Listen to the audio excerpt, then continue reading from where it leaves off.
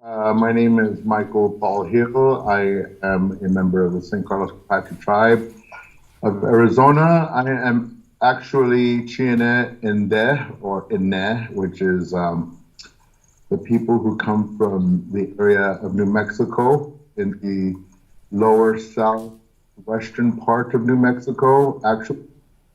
Um, but they call us Apache, who I am. 42 years. What is the situation in Standing Rock, and can you give us a little history of how the whole thing started and where the people, the water protectors, stand in this situation? Well, from what I've known and from what I have, how would you say, followed over the years, I realize, well, I've seen and noticed that the situation of Standing Rock has to do with these oil pipelines that are being constructed all over in the United States, actually. So there already are existing pipelines that are buried underneath the ground. For example, I have worked myself within my own tribe as a para-archaeologist in which I would go and monitor when there was excavation going on to repair existing pipelines that was carrying natural gas, for example, into our communities from Texas or somewhere. So this is an extension of the Keystone Access Pipeline that happened up in Canada, correct? So this pipeline situation is a continuation of the same big giant black snake, if you want to say black snake. This is what the native peoples and a lot of people are calling these oil pipelines, black snake. So there's a lot of occurrences that are happening right now to protect the water because the water is the most vulnerable at this time because we all need water. Water has become a huge part of, especially in the West, a water war going on. So you had like the gold rush. Now they call it the blue rush, right? Where everybody is looking for water. And so you're finding places, especially in our territory, in Texas, New Mexico, and Arizona, in which we have a lot of water. We have a lot of groundwater that is below the surface. Problem is that when you start mixing your pipelines, the same area, parallel, perpendicular, adjacent to waterways, you're calling for disaster, especially fresh water, because we cannot drink salt water, can't drink oily water, and we are what 80% of water in our bodies, so we need that. And so you have this fight between water protectors and corporate man, actually, corporations that are battling for the natural resources to carry fossil fuels, which should be, the United States and Canada at this time, and Mexico should be decreasing their amounts of fossil fuels, considering they have huge populations, especially United States and Mexico, and reducing it, considering climate change, greenhouse effect, everything, Fukushima, weather changing everywhere all over the place. So those are the reasons why I think the water protectors are out there right now. But those water protectors are getting a lot of right now publicity for the right reasons. They're there wanting to preserve life. And so I got to question people. And I was actually talking with Dr. Thomas the other day, a colleague of mine, and I was asking her, why are we here on Earth?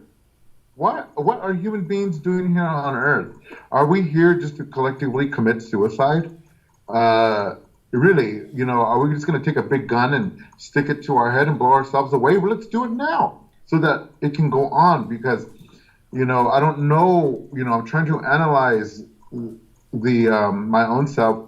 Who are these people that are at the top of this corporate chain that are making these pipelines or in extractive industries? Why are they continuing to do this, knowing that their whole earth is dying at the same time?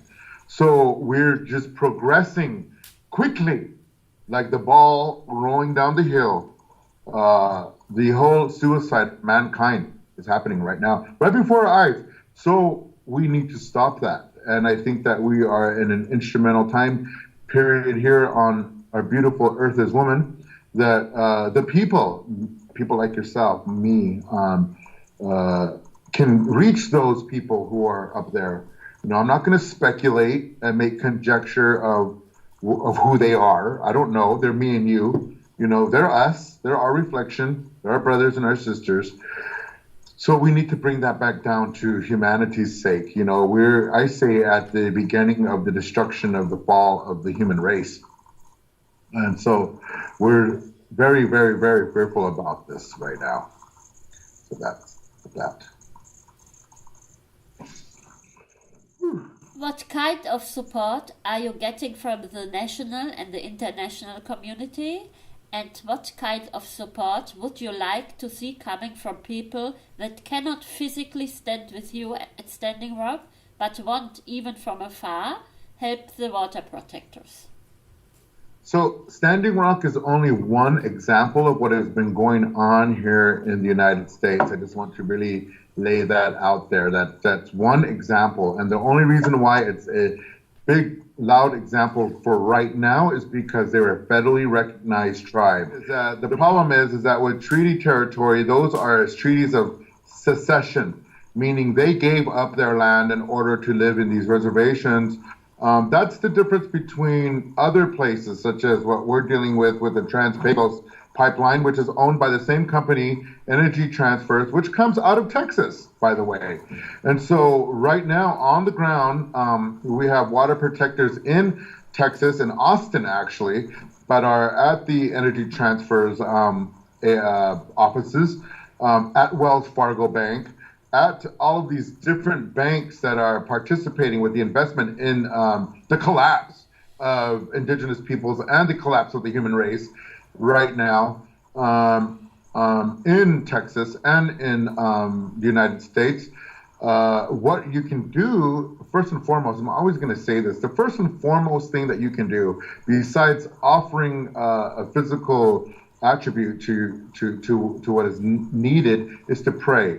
Always do this, because I'm even going to say this, and I'm going to say it strongly, that what they do to those people who are marginalized, whether they're women, whether they're children, whether they're indigent people, whether they're Syrians, whether they're Palestinians, whoever they are, those people that are at the fringes of society, what they do to them, they eventually will do to the rest of everybody else. And so it's necessary for first and foremost to pray. I say that's the first thing that can be done. So every day, maybe we should be getting up and praying for each other and saying, pray for the stop of the madness that people are doing to exploit Mother Earth. Next thing you can do is also do research and read. Second thing, people are not reading, they're not doing research, they're not finding out for themselves what is really happening. They're expecting the mouth of others to hear the latest gossip or whatever. And most of the time, that's what it is gossip. We need to find out where this money is going, because it's all about that.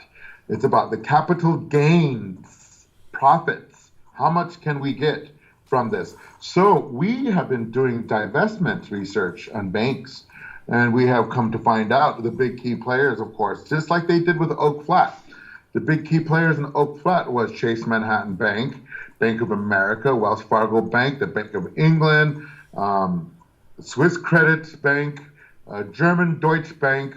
All of these different banks were involved in destroying indigenous cultures, everybody's cultures actually, because we're a connection to the past, still to this day.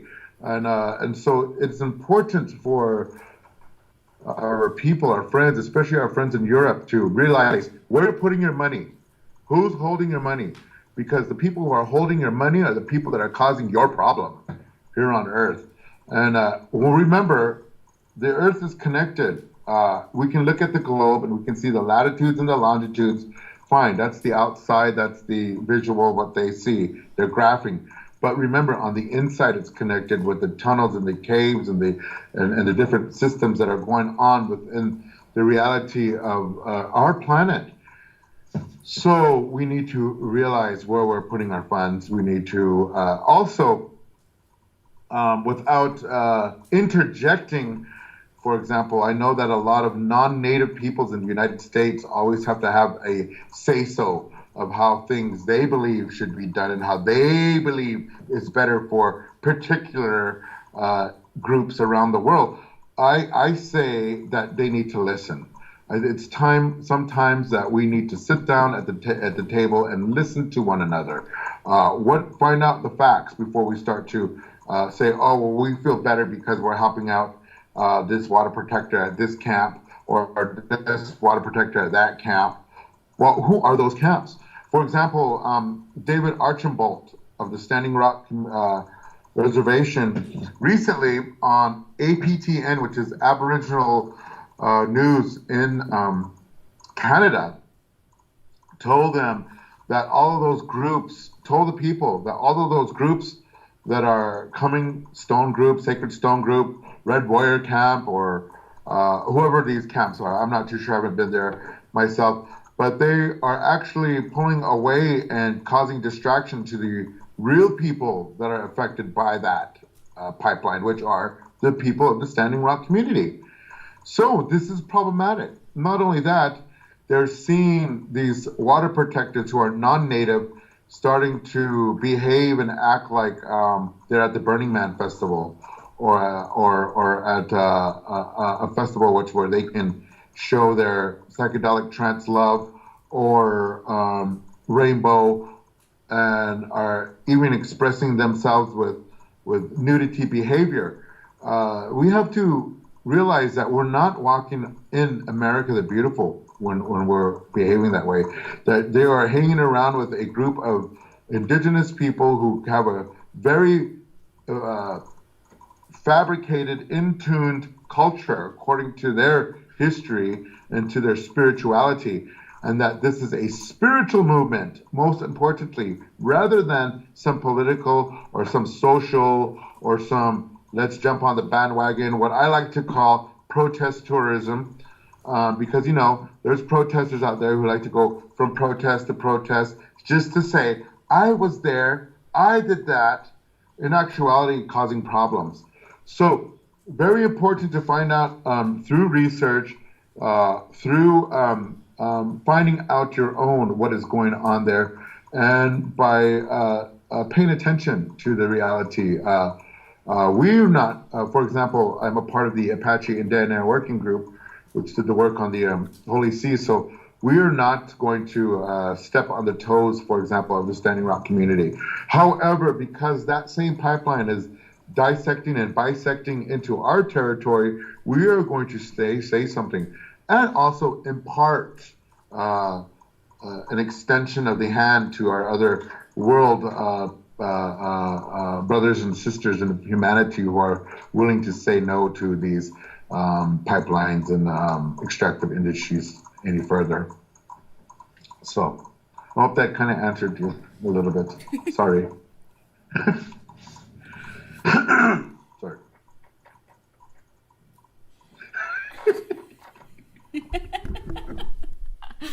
Well, perfect. Next question. Okay. Tell me about your people, the Apache. For many Westerners, it is difficult at times to see differences among the different Native American people. What is the story of your people, their work, their vision? What are the challenges that the Apache face today? Wow, decolonization, first and foremost. This is the challenge of, it's like a computer, like what we're talking on right here. Earlier, we had a slow transmission because maybe there's a virus. My browser has been acting quite sketchy for the past couple of days. Or the connection is very slow, sluggish. There's not a great one there. So I have to diagnose within my community, within my own self, meaning I got to look internally, meaning I got to go introvert into me because I'm a part of this community as part of that extension thereof. So I'm going to have to find out what viruses are in me that I am blasting out all over and spreading around, right? So then I become the virus, and so I have to stop that and look internally to find out what's going on with me. So the biggest issue is decolonization, accepting oneself, because the greatest tool that the United States and Mexico did was to take away the power that we have of our own land and our title to our land since contact, and this was made and it was true all the way into 1848 when these two countries who are arrogant thought that they could barter our land, which is called the Treaty of Guadalupe Hidalgo, barter our land and sell it to one another without coming to us, which were always inside the international arena until that time.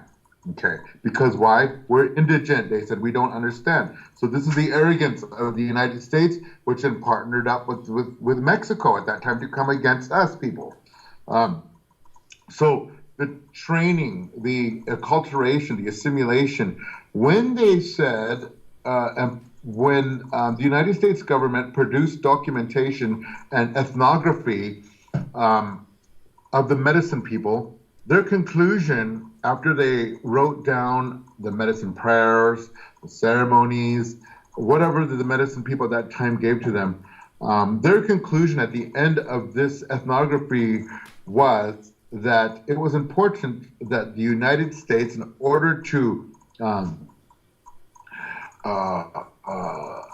stop the savagery of Indian nations, especially Apache, for Apache people, that it was important to bend, and train the mind of the Apaches against their medicine people. Okay, this is what it said, so that they could come home and despise them and send them to schools at Carlisle Institute, which is in Pennsylvania, far away from where Arizona and New Mexico is, so that they can learn electromagnetivity, the physics, chemistry, and that when they go home, they can despise and hate their medicine people, because the medicine people are the ones who hold that culture together. So the problem is that's what the problem is. And so they did a big witchcraft, a big mesmerization, let's brainwash them to believe the way that we want them to believe now, at the point of a gun, right there at the end of it. So that's the biggest issue of self-love, actually returning back to self-love, and for me that was the biggest issue, because it wasn't until I was in Italy that I actually felt good within my own body, and that was because I went to a rainbow and went and took a bath in nature by myself with the trees and the fresh spring. So that was a part of decolonizing that I physically had to go through in order to not have that shame. And so we have to remember, this pain shame is only one generation for me. It's my mom. And so, and imparted on me a little bit, but I fought. This is why I am the way I am, because I wouldn't let them do that to me either. And I said no. As a process, I may have lost a few words of my language, but I still have time to regain it fully back. So this is important, is to decolonize and to accept each other ourselves with love, because we do have a basis of understanding within our own people. And this phrase is our basis of life. It's called Sa'anagai Bikegojo, which is long life and happiness. To have this is the motivation for beauty, to obtain beauty in our life in Jogo, we wish and we hope to have long life and happiness so that we can see beauty forever and ever and ever. But that's it. So we need to return. We can update. It doesn't mean we go back into living like tribal ways, naked in skins. I'm sure that's not going to happen because the shame has been so overwhelming um, upon the people. But we can update ourselves. I don't have to wear a feather to let anybody know that I am an Apache, huh? You know. Sometimes the feather might help, but it doesn't matter.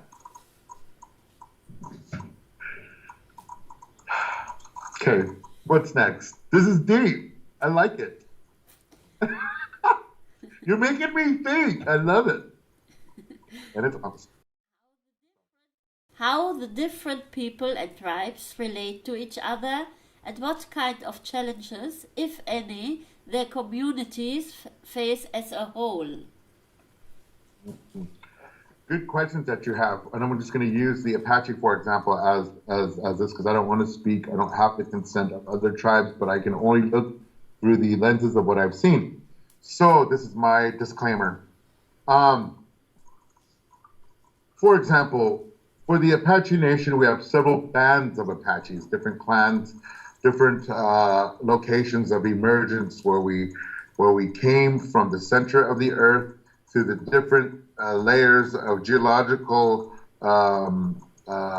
experiences that we finally made it up like a tree, started as a seed and makes it up out and roots up and comes up out into the earth, eventually trying to reach the sky, get to the sun. So Apaches were made like this. And in different places around our territory, we popped up out of the earth. So the challenges of a community being communal these days has nothing to do with the social structure of the groups. It has to do with the outside political influences that has corrupted the groups in order for them to be selfish amongst themselves. So you have a lack of sharing between two tribes which are of the same clan. You have two bands that are fighting for the same right to be the original identifying true band of people. You have these issues of recognition and identity. The biggest identity theft that has gone on in the world is here in Turtle Island in North America. And that's when they displaced ourselves and put us and conjured up these names. For example, my name should not be Hill, Michael Hill, I like my name, by the way, but I mean, but what happened to my real name? Like this is identity theft, snatching it away from you, erasing it out of you. That cohesion has gone far apart from each other as tribes start to become embedded like corporate men, business oriented, corporation, these types of entities, they have lost their status, for example. And with North Dopal or Dapol, whatever it's called, the Dakota Access Pipeline, this shows and proves the extent and limited power that the so-called sovereign, recognized, fairly recognized tribe has on its own land in so-called using their treaty rights. Now, going back again to the first question that you have, the reason why the people in Texas, for example, just to get finish that, was because they're in unceded lands, unceded treaties that were made with nation states such as Spain, Mexico, and the United States. At that time, we saw the Republic of Texas and France. And so those weren't treaties of secession, they were peace treaties. That's what we're not talking about. That's not what we're even bringing into this situation. So those in our own groups, this is the primary factor is this competitionness. This is huge because even when a person gains a material something that maybe some material worth in their life, or maybe spiritual worth even. Maybe one day you become medicine man because you were chosen that way. Maybe one day you get a car. Maybe one day you have a better house. People get jealous of each other. people that are living in the same concentration camp get jealous of each other because they don't have what you have and they want what you want. And they have every right to have that because it is their land to have that. It is their place. God put them there of all the world. So they should have that. But they're not made to. It's not made that way no more because we, us people, humanity right now, have all of a sudden come and decided that the worth of being a human being is what we accumulate as in property. Okay, that's our worth. This is worth everything for me. This spoon, for example, all my life savings, silver spoon, right? The silver spoon in my mouth. So this is more important to me than my own soul, than my own love for you, as my sister way over there in Italy, or my relative across the street. So we have a border in which the Apache people live on. And even across the street, the border with a fence right there, I will turn my other cheek and not even care because they're Mexicans. You see what I'm saying? And I'm an American Apache. So nationalism has become a huge problem within Native American because you see, as you'll be seeing here in a couple of days, veterans galore going to be going up to Standing Rock. This is so. So you see that why are they like this? They say that they're patriotic because of their land, not because of their government. And my dad, who was also a veteran in the Navy, he said, I didn't fight for my government, I fought for my land. So they have a deeper connection than, say, for example, the white veteran or the Mexican veteran or the other veteran out there. But it all depends, too, on how you believe and think. So the first thing right here that has been disconnecting us is this created, conquered, and divided ways through racism and classing each other, labeling each other. You know, you're a Mexican Apache. You don't speak Apache.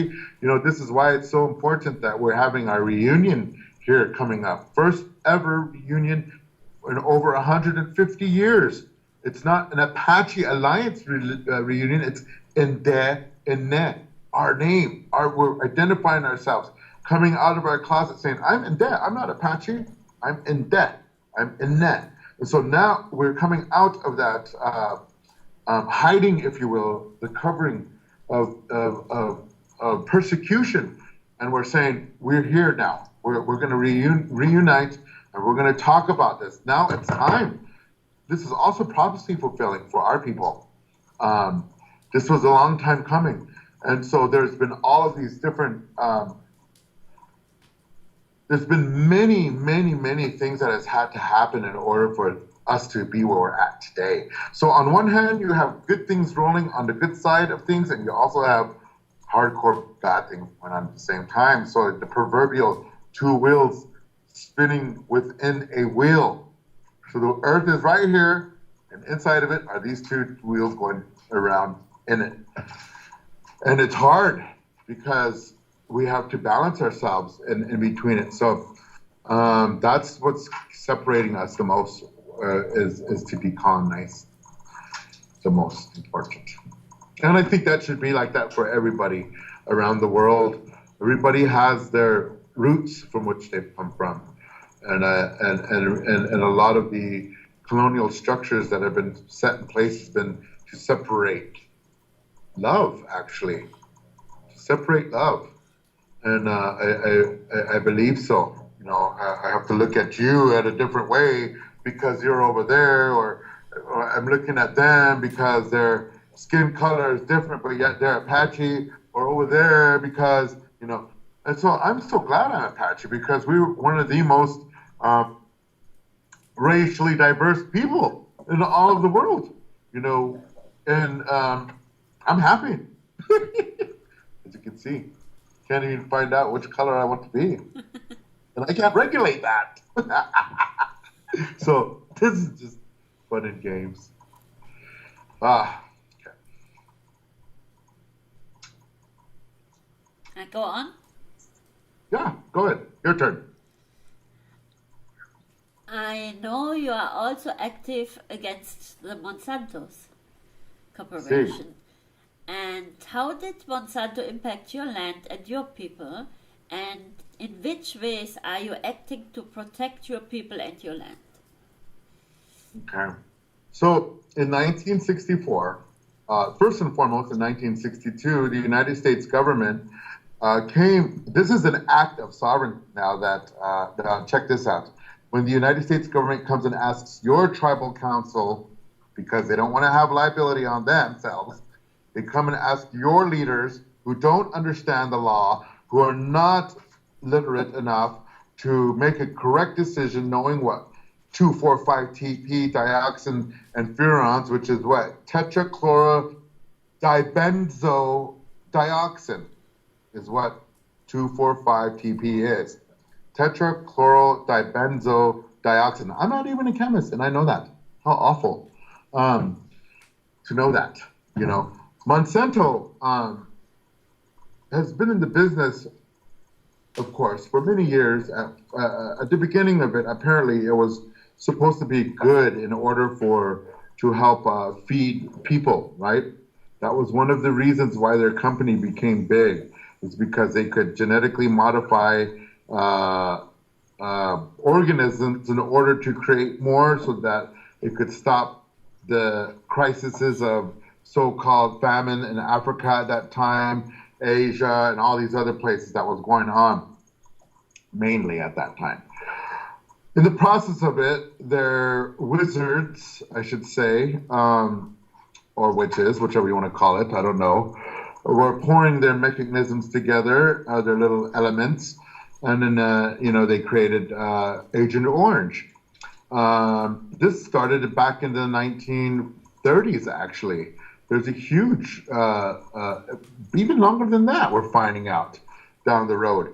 So they've been doing this for a long time, but what they did actively for our community, them and Dow Chemical Corporation, those two are the leaders of poisoning the world. Dow Chemical, DuPont, and they, both American companies too, So it just shows you the poisonous effect that we've had seeping out all over, infecting a lot of the world with what comes out of our lands here. Not supposed to be that way. Beauty was supposed to come out of here. Anyway, Monsanto, the United States government back in 1962 approached the St. Carlos Apache tribe, and they approached them with a plan. And the question for this plan was, how do we obtain maximum water runoff when there are summertime thunderstorms called monsoons for the use of industrialization? That was their question that they had. Okay. So the response was, well, we will test this chemical defoliant on salt cedar trees, salt cedars. Salt cedars comes from Africa, somewhere, Asia, somewhere around those areas. It's an invasive species here. When the Spanish came, they threw their seed all over the place, and it got all over into the Gila River. The Gila River flows right down in the middle of my reservation. It is one of the big water tributaries and waterways in the southwest United States. These waters come from Apache land. Most of our waters that feed Southern California, New Mexico, and Arizona, and Mexico come from Apache land. So the United States government, to test this chemical, because we found this out through our deep research that we've done, that this is a plan to test this chemical on the so-called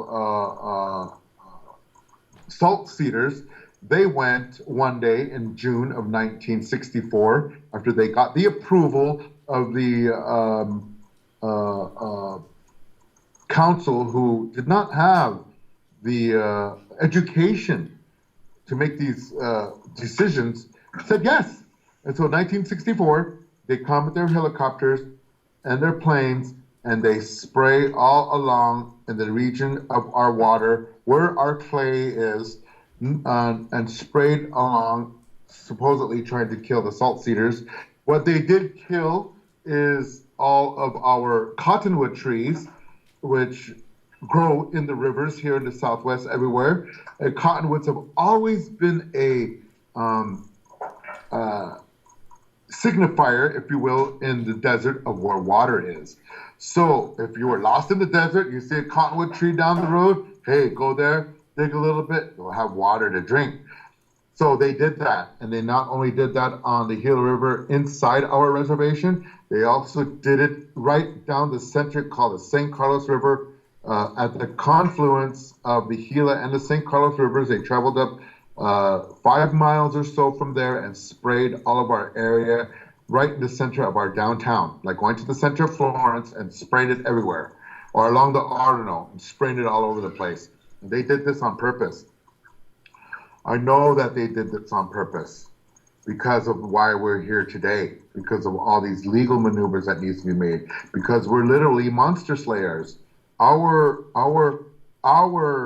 being, is made up as true warrior people.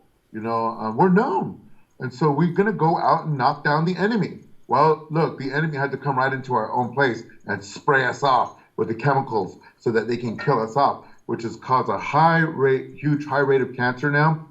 The communities that are lower downstream from us, downrivers, downwinders, the Pima Nations, the Autumn Nation, the Gila River Indian community, and the Salt River Indian community have the highest diabetes rate in the world that is linked to dioxin, Agent Orange, in the world.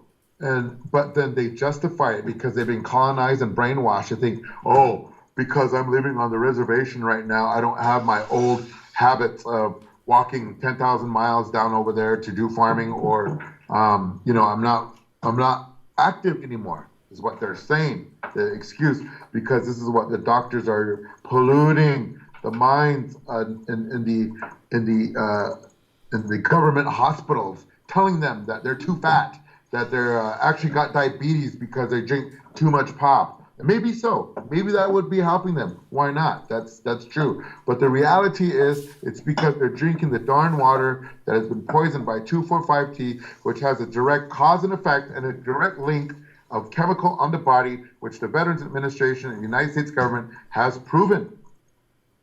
But for the Indian tribes, we're expendable.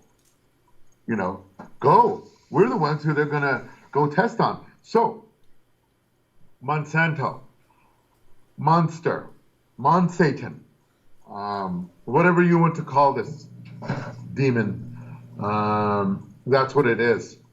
The people in there must change. We're not against the people. It is the company, which is not a person. It's a group of people who have money interest in the military-industrial complex. That's the problem. And this is why the whole world is getting poisoned and sickened everywhere. And now that Bayer has acquired Monsanto, it's gone beyond back into the German hands now. And now we're going to have to go battle them and Bayer Company for acquiring that. And it would appease me if my German friends that are there in Europe would say something about that as well, for the destruction that Bayer is going to bring into their lands. This is the same thing. So here we go again. And I plead with my relatives there in Europe to say something about it. I'm thankful that Italy has banned them out of their country. They need to be banned more and more everywhere. So what we're going to do now, solution time, is that I got a hold of the Region 9 United States Department or the Environmental Protection Agency, the EPA of the United States. Not too great. However, these are the first steps in remediation, bioremediation. And so what we're doing right now, rather than worry about I'm not worried about anything legally with them at this moment. Most importantly is to heal and cure the cancers, the sicknesses. Let's address those. Forever we can go to lawsuits. We can sue each other until nothing happens. That's what happens. You sue, nothing happens. People get rich, they still die. But let's bioremediate. And so what I did is that several years ago, when I went to Geneva, Switzerland, when the United States was on review by the Committee on the Elimination of All Forms of Racial Discrimination, I went up to the United States Environmental Protection Agency director, and I told him, I said, you guys got to clean up our land. I said, you either clean it up or you find yourself a defendant, I said to them.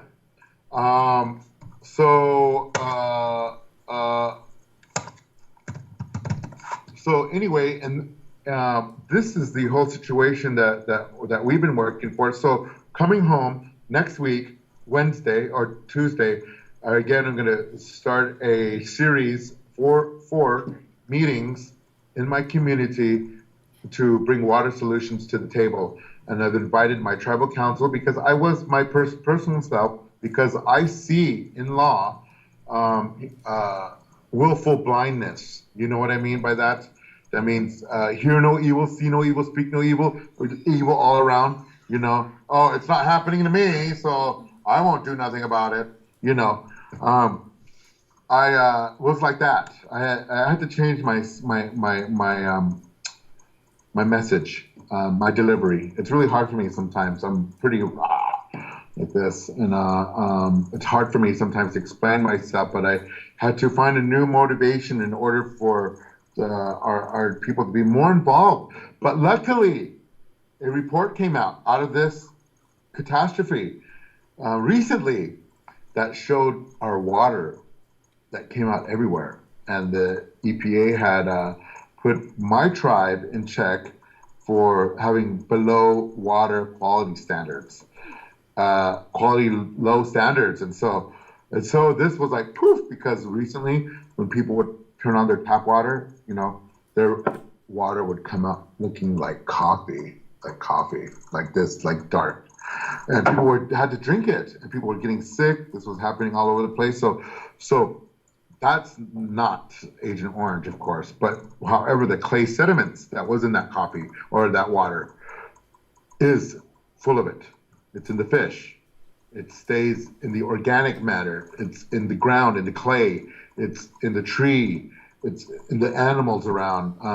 There's even the deformations that are there of the children that we have. That's not talked about. That are equal and on par, if not more, than the ones in Vietnam. And so, why are they trying to kill us? To me, this is a clear act of genocide. You know, disguised and packaged like, a harmless spraying, testing of a chemical, whether or not it's going to allow maximum runoff. By the way, guess what now? I can even show you. I have a photography. Salt cedars galore. Molto. Tanto. Grosso. All over the riverbeds now. So it didn't work. And it's still there. And so the people who live off that water, the people of Tucson, Arizona, the people of Phoenix, Arizona, the people of Los Angeles, the people of San Diego, the people of Chihuahua, of Sonora, Baja, Mexico, all of these people are contaminated by what had happened with Monsanto and what they've done, and no one cares. And so me, I care. So I've been doing this work. This is why you'll see me go to Monsanto headquarters or to the Queen of England's castle or wherever, you know, to spiritually represent, to say, look, you know, this cannot be no more, you know, not there to be a protester or my own personal, who I am is a spiritual advocate. And an advocate is like a lawyer, like a defender, like someone who's going to plead before And so for me, I'll do that in a spiritual way, and then we'll proceed with legally necessary. Um, but that first and foremost, and so that's actually the connection and what's happening now. So next month in January, now that today's December 1st, 2016, um, January 17th, the EPA will come down and finally do a survey of our lands, so that we can remediate. And so we're looking at ways and means of bioremediation. One of the ways we found out, there's many ways I hear, and moving of our land, moving the people from actually where we're living at right now, where it's all contaminated, is not a possibility. They're not going to want to move from where they live. They're not going to be displaced and relocated. And also, we understand too, where we live is highly mineralized. So how do we not know that this was not a plan many years ago to spray us out so that they can do away with our memory of the face of the earth, so that they can get to beneath our ground into the minerals that they're lusting for worldwide? That's another real tangible reason why, because we have a history of that type of behavior from these type of people for 500 years. So that's the situation there. So now, hopefully, we can do some bioremediation. If any of you guys know any tactics or techniques, scientific techniques that could clean our water, clean our land, I know that the best way to do it is to burn our ground at like 3,000 degrees Kelvin or I don't know. I couldn't even, this is too much, for 2 months straight, deep burning of the land. That's not going to happen, because they sprayed it into our waterway. We need our water. And so we're looking at other remediation techniques, maybe growing hemp. I hear that if we do 9 cycles of hemp growing in that area, as soon as it's rooted into the thing, that it will suck it up, and maybe we can clean it up that way. But then that also, you have to get this notion of say no to drugs out of the mind of the Apache Council, who also is against any kind of hemp activity in order to heal the people, because they are too busy buying into the propaganda that the United States and Nancy Reagan and Ronald Reagan war on drugs has leaked into them. So now we're going to die of cancer.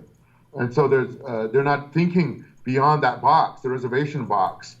Sorry if I keep one like this, but you know what I'm talking about. So mushrooms too could be a way that we're looking at bioremediation, but it's necessary really soon.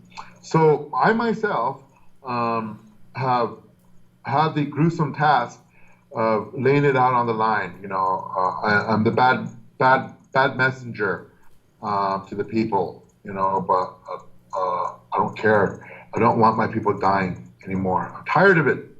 And for the sake of everybody else too, because we are a key to the whole dismantling of this dioxin in Monsanto.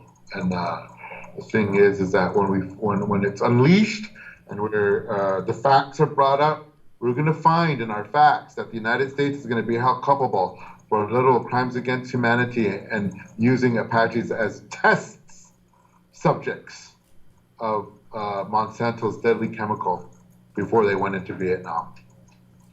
So, as a whole, to get rid. Okay. Whew. Now is coming the last question. Okay. And it is, what do you envision for the United States? Is there a vision for this country? And what do you think the different people living in this country should do to achieve it?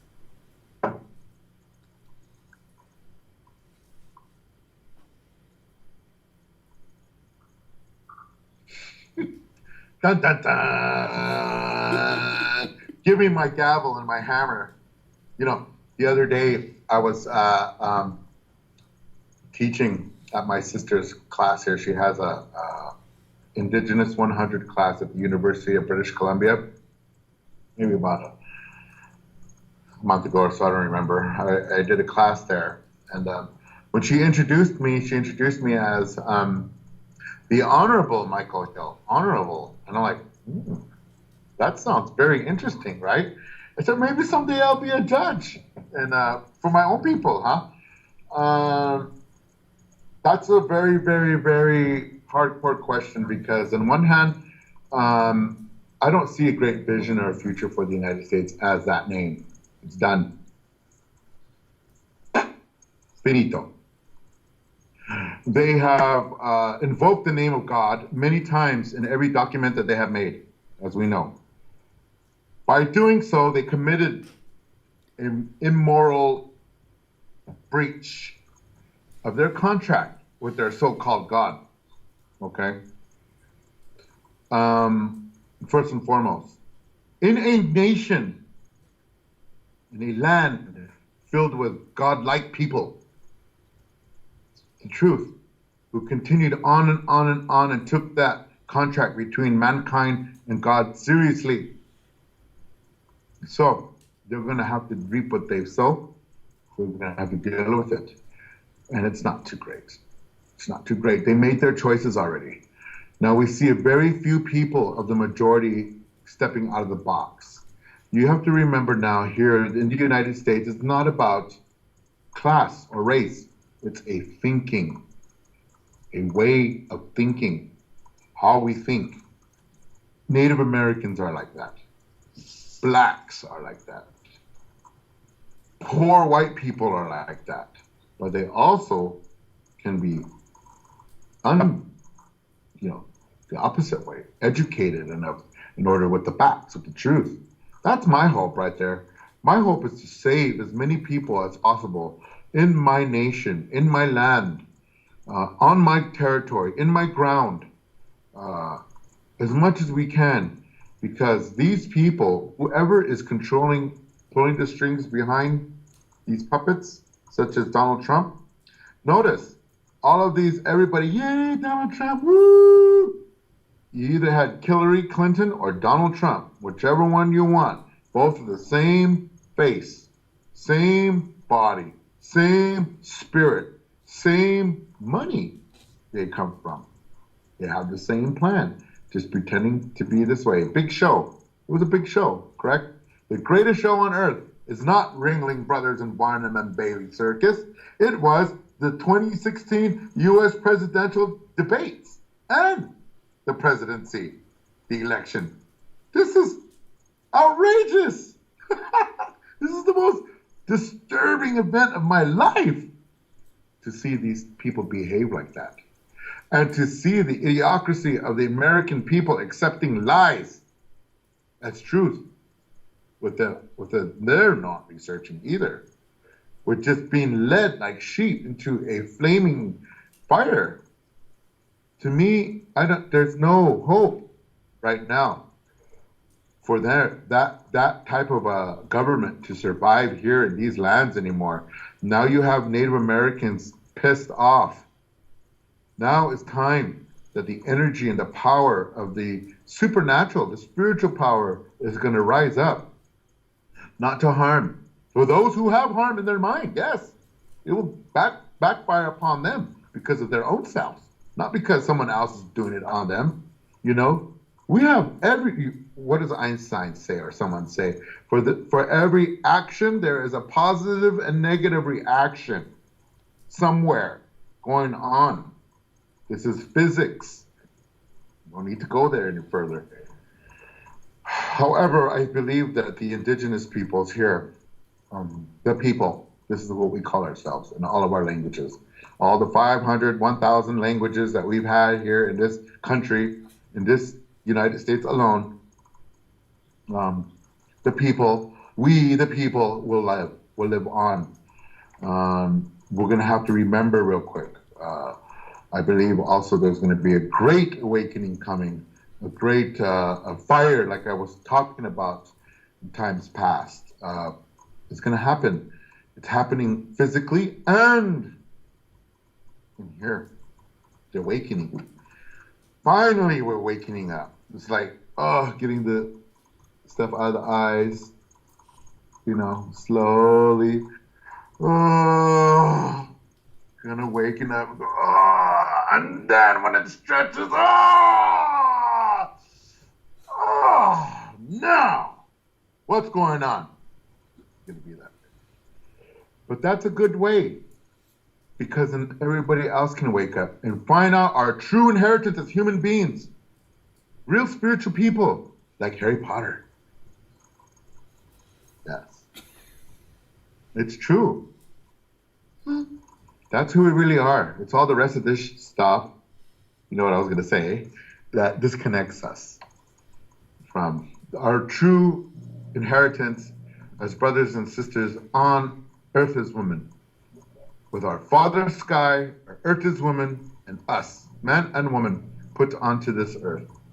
And two-spirit people, and deformed people, and disabled people, and poor people, and drugged out people, and sick people, all of them, displaced people, rich people, elite people, king and queen people, whoever they are, even the Pope. The Pope and all those people are not inexcusable or infallible. Maybe before their imaginary God they can be, but it's not happening here on this earth. And so we need to really bring that back, bring it around again, back to the humanity. And are we going to, let me ask everybody this question then, what does your world look like within the next 5 to 10 years? Are you willing to take that step to make it better for the rest of us here on earth? Are you willing to say no to all the super consuming of our beautiful earth? Do you want to be left with nothing but bones, with no life? Because that's what's happening. Pretty soon we may not have no place to live.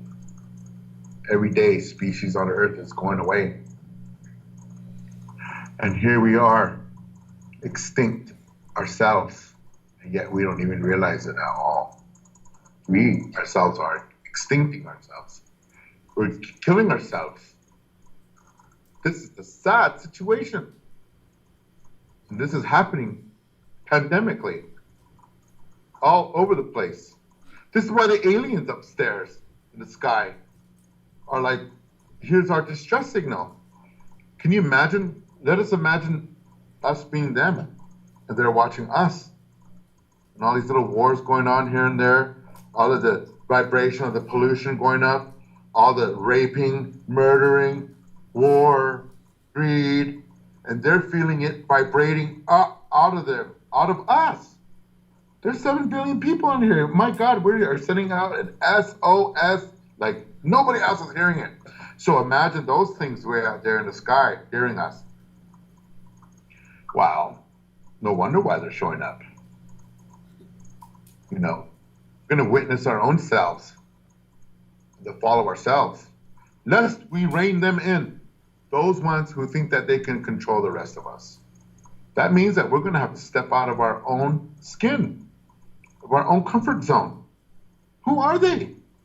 Where are they at? They have an opportunity to have forgiveness for themselves, but are they going to? These are people who are living in dynasties and legacies of death over humanity. One of these people tried to say to me from Europe, I want to say, we believe that our kings and queens come from Jesus Christ through Mary Magdalene. Elizabeth we're talking about, by the way. And I'm like, really? It says, wasn't Jesus Christ the King of Peace, supposedly? Prince of Peace? And all this stuff. Then why is there no peace? If from her, and that legacy was one example of it. So that's what I say. Instead of living in Imaginationville, Mythologicalville, coulda, woulda, shoulda beenville, we need to come back here where we're at. Back to ourselves, back to our home, back to our mom, back to our soul, back to us on the inside, and start caring for each other, because that's not what's happening here. I mean, everywhere it's happening like this. Italy, full of refugees everywhere over there, and they don't like it, Italians. But your Bible and your church and your Rome, that's spread out all over the place, says to invite them in. So what you gonna do? Well, I would invite them in myself, because I have, into our lands. That's the best thing to do, because it's better to be like that. I'm very thankful after all of these years of, not suffering what my ancestors or your ancestors or any of our ancestors had to go through in order to be here right now. So I'm thankful. And that's my Thanksgiving. I don't believe in American Thanksgiving, but I'm thankful we're still here. Thankful we're here to talk to you so that we can move on and go another 1,000 years, 2,000, or however long we need to be. Your children are at stake, your grandchildren, your great-grandchildren, your own posterity is at stake now. So this is the problem. Are you willing to turn from the dark ways back into the good ways to help others? It's up to you. That's the problem. We have free choice. Can't answer that for everybody. I hope, however, that we do make the correct, I don't want to hope, but it's the best word I can use. You know what I mean? Hoping is like, I never get there. I want to get to that point where we can have peace, balance, and harmony. Long life and happiness. Walk in beauty. Be good to one another. We make mistakes too. Let's not be the judge. So again, Honorable Michael Paul Hill has no judgment upon my own land, but I know that my government's probably not going to work, or this so-called government here anymore. And I believe that there's going to be some struggles, and it might get bloody, but that's not mine. We're here while they're doing that. We're going to make a better way, and protect what we got. First, let us protect ourselves, human race. That means that we have to protect our environment too, and this is most important and key, is to learn to love each other. So